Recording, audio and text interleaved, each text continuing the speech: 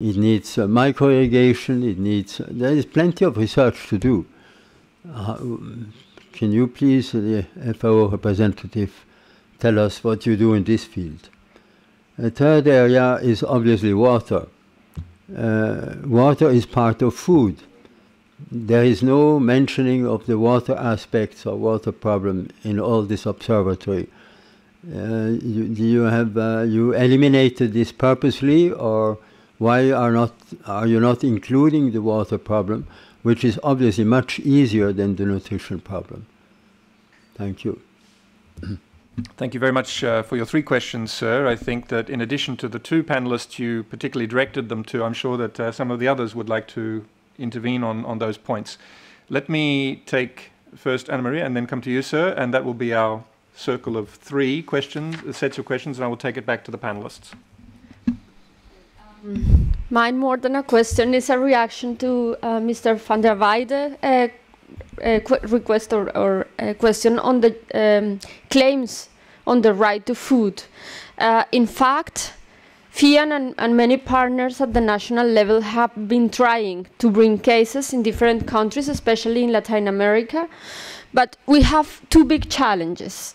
The first one is that lawyers need also money to live, and it is very difficult to get to get financing to pay these lawyers. So sometimes you get the lawyers, we try to train them and to understand for the specific national legal context, and when they are trained, somebody else gives them a better salary than working for free with the people suffering on the right to food, and we lose the whole efforts we had. And that's one of the biggest, but we are trying, and we have brought what we call the amicus curiae letters, which are expertise letters to the judges in cases in which the right to food has been violated, and through that we got some successes, as for example stopping a water dam project in Mexico which would evict many people, or the declaration of inconstitutionality of agricultural and land laws in Colombia, which were also against the right to food.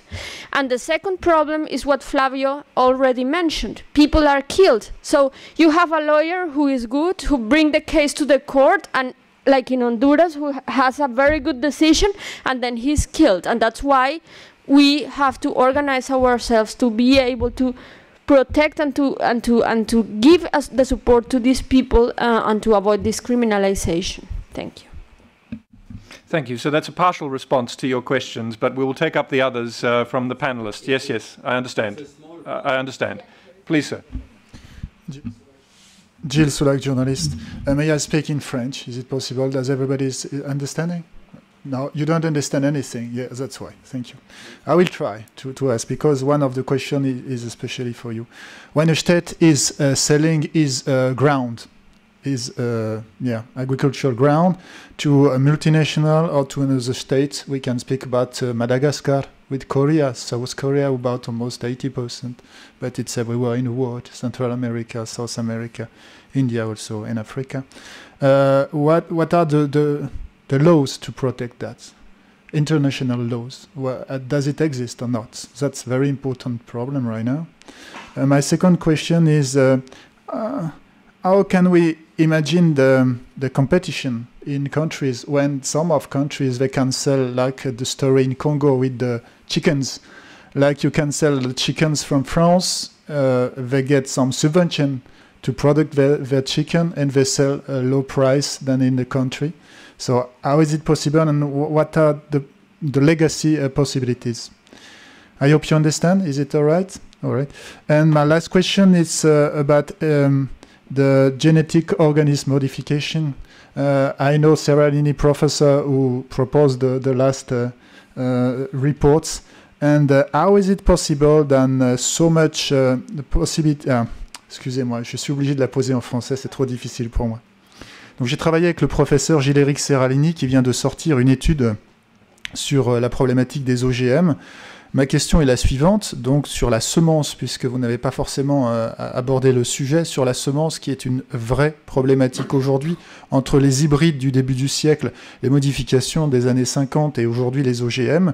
Comment est-ce possible, c'est une question que je pense que tout citoyen peut se poser, comment est-ce possible que des pays entiers ont été vendus aux OGM? Je pense au Paraguay, je pense aussi au coton en Inde, où des populations entières aujourd'hui sont confrontées à de vraies problématiques économiques, doivent payer la semence, mais également éthiques, et puis enfin, évidemment, avec ces dernières études au niveau de la santé. C'est long, c'est lourd comme question, je ne sais pas si vous pourrez répondre, mais merci de votre attention. Thank you very much. I trust that the panelists are taking careful note of the questions that they think they'll be able to respond to. I may take one more from the floor. Thank you, please, sir. I'd like to thank all the speakers. We're dealing with some very complicated and difficult issues. It's a long-term power struggle that we're involved in when we come to trying to secure the right amount of food getting into the right people's mouths. And the resources that we have as civil society organizations are actually getting less at the present time, and we need to be considering how best we can use what we have available, both in terms of human and financial resources. And some of the human resources, as we've heard from Flavio, are being attacked.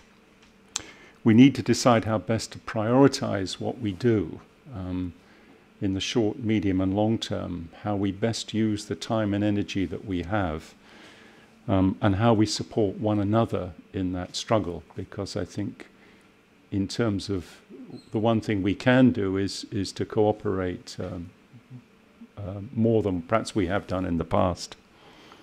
And I'm representing an Indian organization called Ekta Parishad, which is a people's movement in India, which is about to embark on the biggest demonstration that's ever happened in India to claim the rights to land, water and forest.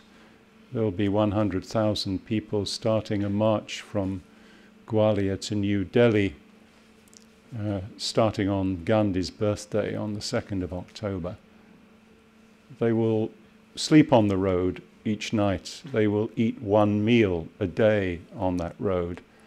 And some of them won't make it because they are poor and their nutritional state is not strong. But I think it's important that we, if we can, to the best that we can, show our support and solidarity.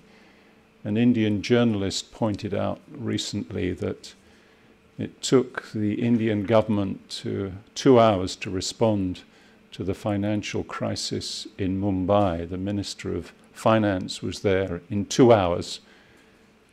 It took 10 years for a government minister to go to the part of Andhra Pradesh where 200,000 farmers had committed suicide because they could no longer repay the debts that they'd taken up in their farming community. I thought that illustration showed clearly where the balance of power lies in terms of concern for people's lives.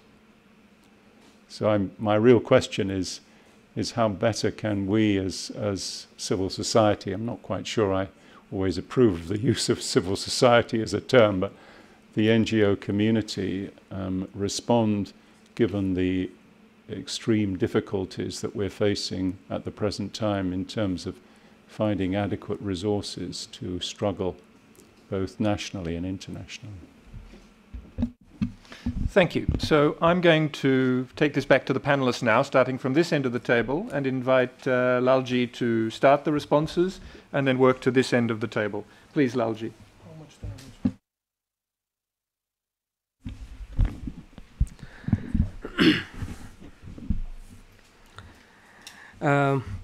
Yes, in India, the right to food is compared to any other, I think, community. We are taking a lead in the initiatives, but still, I mean, it's like feeding people. They're talking about the securing or supplying food.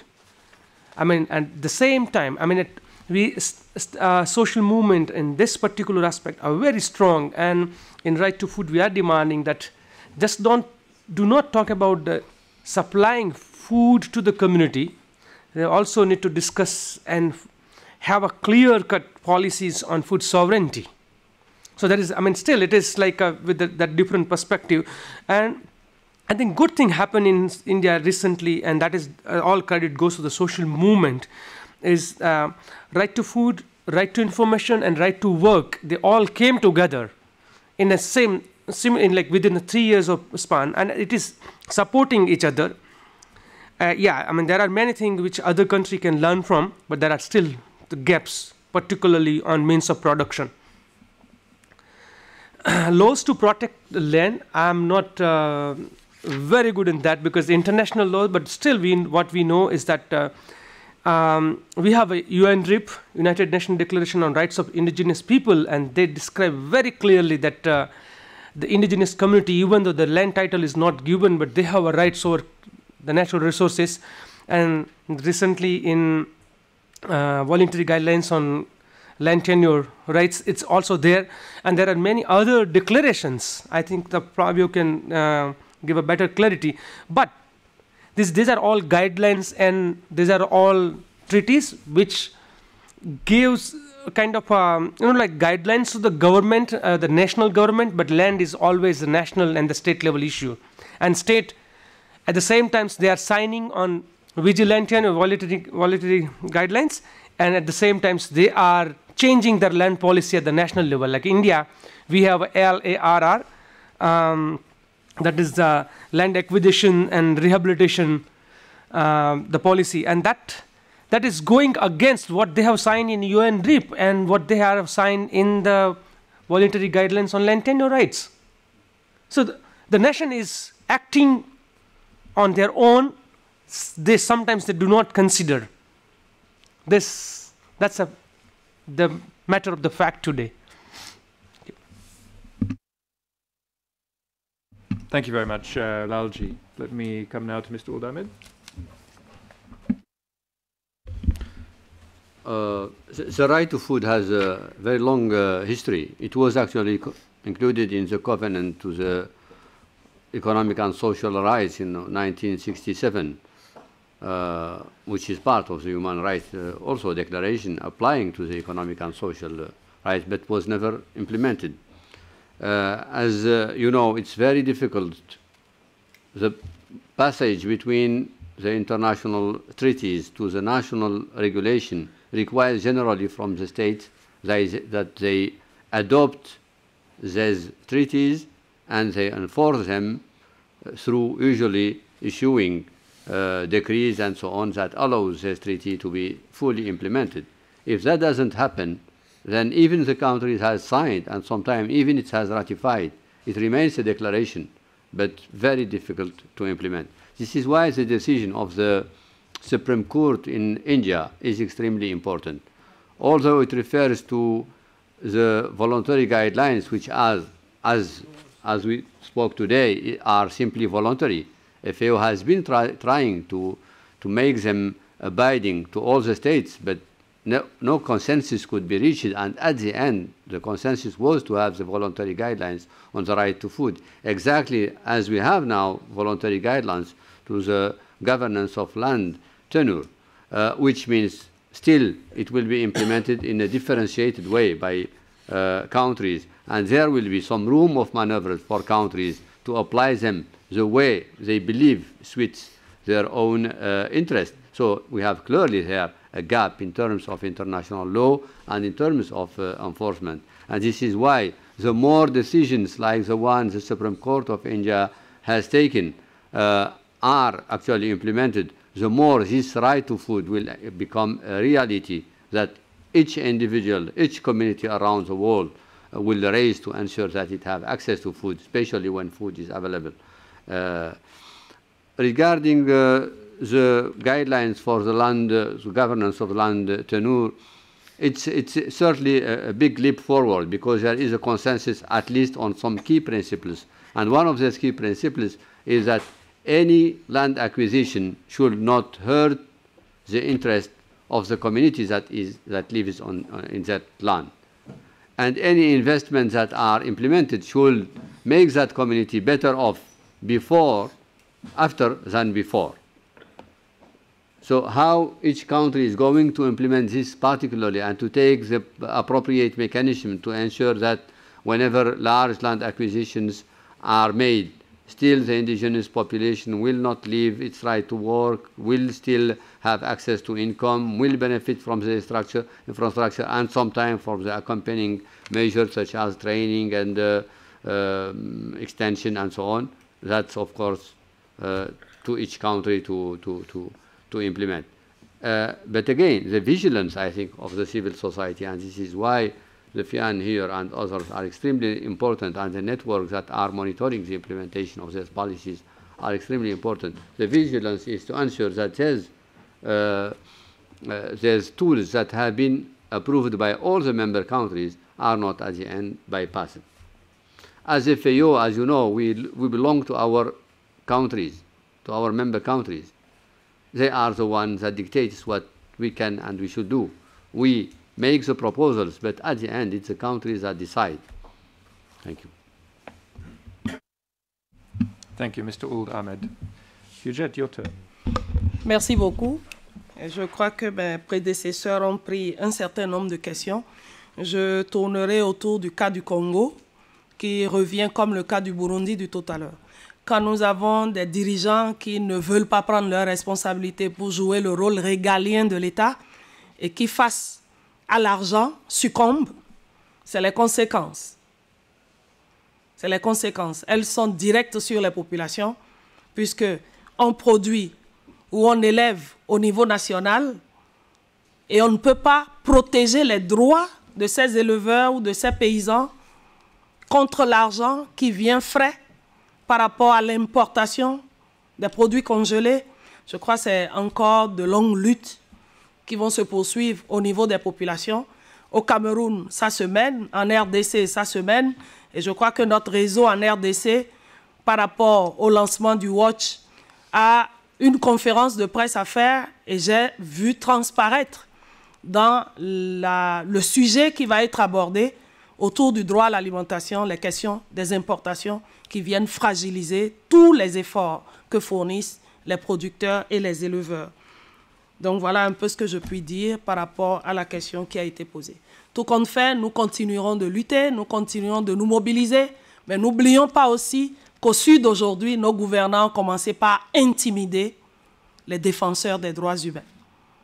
Et si en Europe et en Amérique latine, on a commencé à éliminer en douce, sachez également qu'en Afrique, il y a des pratiques qui ne disent pas leur nom, qui éliminent également les défenseurs des droits humains. Merci. And so, Flavio, it falls to you to pick up all of the remaining questions comprehensively, please. Yeah, it's quite a bit. What I would say is that, as Lalji said, you know, the Right to Food campaign in India had an incredible impact through the legal system by setting a precedent of having court decisions that influence governmental policies. And however, you know, even though they are very important, they deal mainly with provision of food to everybody, to the public distribution system, and specific nutritional and health support to children and infants and mothers. But they do not tackle in a comprehensive way and indivisible way the issue of access to resources. As a matter of fact, most of the policies in India today point to land grabbing, supporting land grabbing through the army and through public, through the concessions given to private sector in the creation of special economic zones. And so it's kind of a unbalanced way, you know, and these policies are much stronger than the fulfillment of the decisions of the Supreme Court. And even the Supreme Court orders today are being questioned by the government in India by the elaboration of a new Food Security Act that would basically even reduce the commitments suggested, no, recommended or ordered by the Supreme Court. So the risks in India are enormous. There is a very lively movement of social movements. The Right to Food campaign today is broadening itself to include much more the people defending the access to resources in a much broader way than before. And I think, we don't know exactly what's going to happen, but the situation doesn't look that good. The problem in India continues to be a huge problem of malnutrition and hunger. The issue of research that you asked, I think we NGOs are very poorly funded, and we barely are able to do what we do best. That is, trying to be voiced together with them. The same goes for the social movements. The social movements have an enormous and rich wealth of experiences that could be well built upon by research. I think I agree with you that we should do it, but it's very difficult. And what I would ask you and invite you, knowing your work, is to join the consortium to help us to build bridges with other scientists that are interested in supporting, so that we can build even two things. Because I think it's not only doing research together, as you're proposing, but it's also guaranteeing public funds to research that is relevant to the people. Because today there is less and less public funding, and most of the research done by the public institutions is done with money from the big corporations, and therefore totally non-independent. So I think, these two movements should be a very important binding together us, you as an organization that is doing research, and NGO, social movements, civil society organizations trying to fight against whatever is going on there. In relation to the water issue, I think, the watch this year is basically dealing with food and nutritional security governance. But in our understanding of food sovereignty, in our understanding of the right to adequate food, water is included, and very much so. In the discussion of the 10-year guidelines, civil society, social movements, NGOs had written, as a matter of fact, a huge block in the 10-year guidelines that were taken out by the governments. They just took out. They did not accept to have anything on water. So it's not us who don't want to see water as an important issue for nutrition or important issue for food. 70% of our body is water, and all the food we eat is 70% water, and we feed ourselves, through irrigation and all that, and natural water whenever it's necessary and all that. So, and the contamination of water is a big problem, and access to water is a huge problem for our partners, fisher folk, for instance, today, that are being expelled from the coasts to build, big tourist resorts and things like that. And even the dams usually destroy the capacity of the rivers to produce fish, so that the fisher folk throughout the rivers that are dammed as well, in terms of not having access to fish anymore. So I think, this is what I would say. In relation to the land grab, your question, I really suggest you to read two articles that are in the watch. They are specifically on the 10-year guidelines, showing what is positive and what are the limits of the 10-year guidelines in terms of what the social movements and civil society expected. But I think it is an enormous advancement. The problem is the implementation of the guidelines now. From what I heard, the USAID is very interested in funding the implementation of the guidelines. And as was said by the representative of FAO, how is this implementation going to take place? Because the historical background of USAID is not the best in terms of defending the people and promoting the people. As a matter of fact, it has been used against the people most of the time.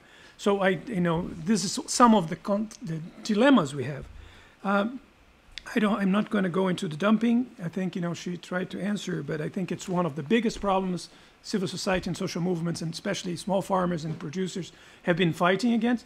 All these trade-related bilateral treaties and all that are, today we have more than 2,000 trade treaties that allow some kind of dumping, even if they are not explicitly said that.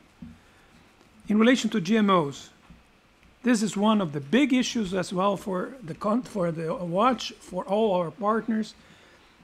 And I will tell you, how the countries become, because our countries and the governments are very easily attracted by the songs of the siren songs of clinking of gold, you know, more coins and things like that. And they are very, as a matter of fact, they are infiltrated by people who are linked to these multinational corporations. One of the advisors of Lula government on legal affairs was formerly a lawyer of Monsanto. So just to give you an idea. So he was in charge of supervising the policy, the final policy elaboration. So it's a screening on what policies are good for us, what policies are bad for us. And the GMOs were introduced in Brazil through the smuggling of seeds from Argentina, basically done with the support of some multinationals. And basically, even despite, you know, states have forbidden, you know, the production of the GMOs, you know, they produce it anyway. And right now, the small farmers that accepted to produce GMOs are exactly having the problem you say, having to pay royalties, and they're starting to organize against, because they first were attracted by the productivity, and now they are attracted, now they're really having problems to pay the debt that they have with the Monsanto. It is in the courts. And what are the courts going to decide? This is what we need to know. And finally, I would say that in relation to what Alan asks, I think today we are not one type of people only. You know, I think we are progressively, the CSM, the civil society movement that was created to interface with FAO, that is one of the interesting experiences that I understand in terms of civil society organization to face the UN, because it really prioritizes the voices of those who are most affected by hunger and malnutrition. The 11 constituencies that are represented in the CSM